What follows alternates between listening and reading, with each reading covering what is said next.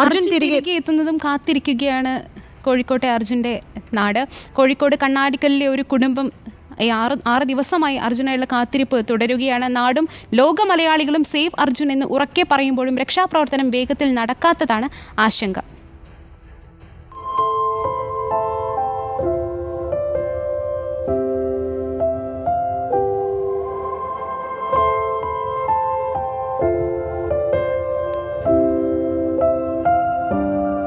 അഞ്ച് ദിവസങ്ങൾക്കിപ്പുറവും ശുഭവാർത്തകൾ മാത്രം ആഗ്രഹിച്ചു കഴിയുന്ന അർജുൻ്റെ കുടുംബം. പ്രതീക്ഷ കൈവിടാതെ കാത്തിരിപ്പാണ് അച്ഛൻ.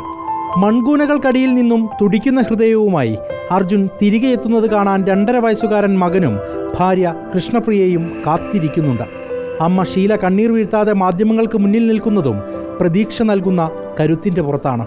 പക്ഷേ മണിക്കൂറുകളേറെ പിന്നിട്ടു കഴിഞ്ഞു. പ്രതീക്ഷകൾക്കുമേൽ കരിനിഴൽ വീണു തുടങ്ങുന്നുവെന്ന തോന്നലിൽ നിന്നാണ് സൈന്യം വേണമെന്ന കുടുംബം ആവശ്യപ്പെട്ടത്. ആത്മരോഷത്തോടെ അർജുൻ്റെ സഹോദരി പ്രതികരിച്ചതുപോലും നമ്മൾ കണ്ടു. ആർമി വന്ന അവർക്ക് ഉറപ്പാണ്, അവർക്ക് അത് ക്ലിയർ ചെയ്യാൻ പറ്റും എന്നുള്ളത് ആർമി പറയുന്നുണ്ട്. പക്ഷേ നമ്മൾ ഉദ്യോഗസ്ഥർ അവരെ വിളിക്കാതെ ആർമിക്ക് വരാൻ പറ്റൂല. അവർ ബെൽഗാമിലുണ്ട്, അവിടുന്ന് 6 മണിക്കൂർ കൊണ്ട് നമ്മുടെ സ്ഥലത്ത് എത്തുമെന്ന് അവർ പറയുന്നുണ്ട്. ദയവ് ചെയ്തിട്ട് ആർമിയെ വരുത്തണം. നമുക്ക് ആർമി വരാതെ ഒന്നും ചെയ്യാൻ പറ്റില്ല. നമ്മുടെ ഉള്ളിൽ എന്താണെന്നില്ല, അവരെ വീട്ടിൽ ഈ ഒരു അവസ്ഥ വരുമ്പോൾ അവർക്ക് പറയാൻ പറ്റുള്ളൂ. നമ്മൾ വീണ്ടും വീണ്ടും ഇത് ആവശ്യപ്പെടുന്നത് നമുക്ക് ഇതിന് നീതി കിട്ടാത്തതുകൊണ്ടാണ്. ഒരു ഷോ ആയിട്ട് വന്നതല്ല. ദയവ് ചെയ്ത് എല്ലാവരും, ഷോ അല്ല ഇത്.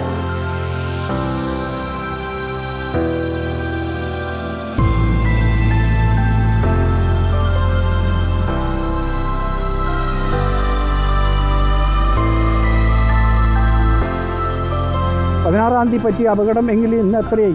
5 ദിവസം പിന്നിട്ടു.